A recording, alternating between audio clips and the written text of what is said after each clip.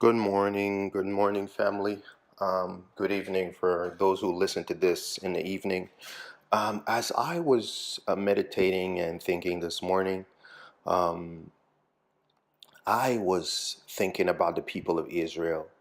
God wanted to have fellowship with the people of Israel, but they didn't want to have direct fellowship with him because they were afraid of him because of his power.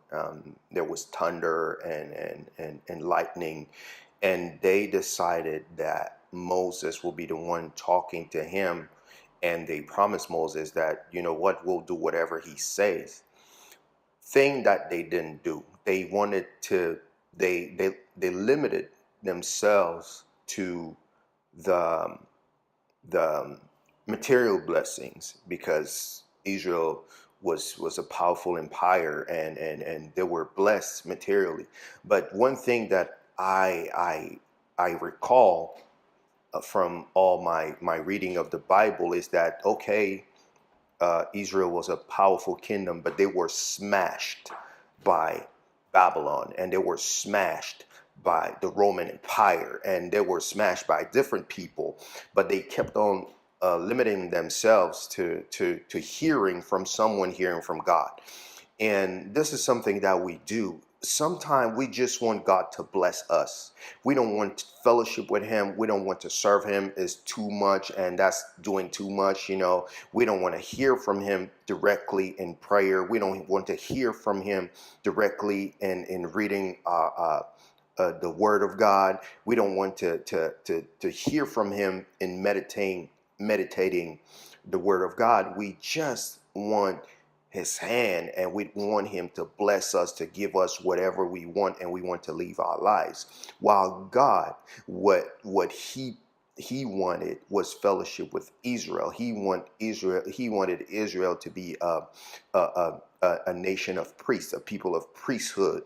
He wanted Israel to be a priesthood, to be his people, to worship him and serve him and make him known around the world, as he told Abraham that he will bless him and he will be a blessing to all nations. And if you go, if you try to read the definition of blessing in Hebrew or in Greek, there is something attached to it that is an announcing God.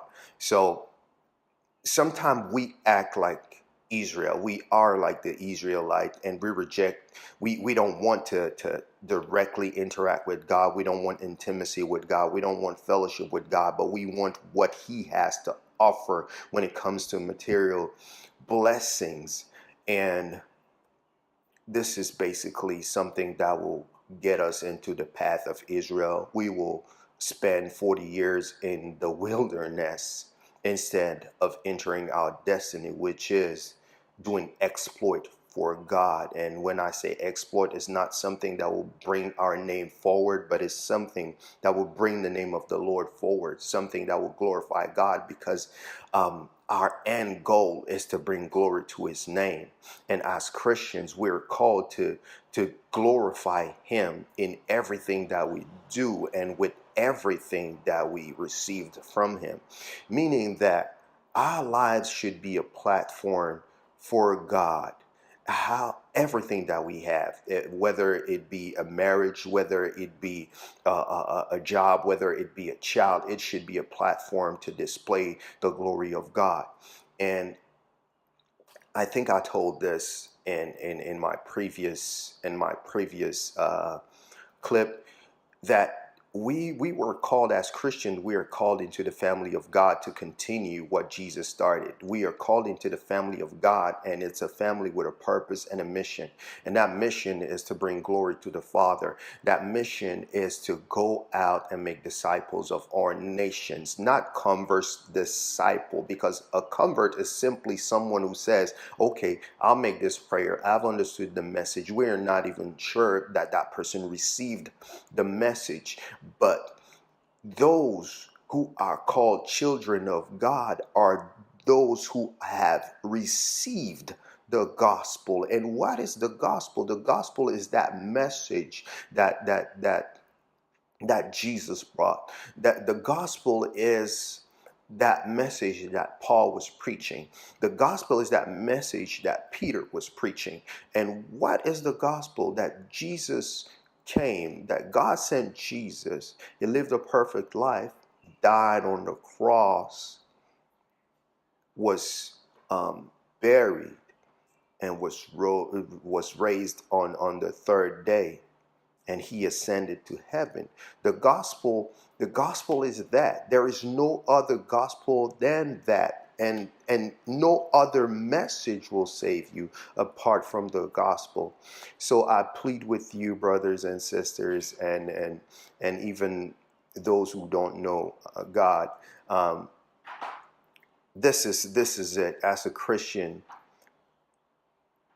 you are called to to to give everything that you are to God and to fellowship with him. Maybe this might sound redundant, and but this is the message of the gospel, and this is what we have been called to do, to preach the gospel. And I pray that you will use every talent and every skill that God gave you to spread that message. And you yourself, you will desire intimacy with God. You will desire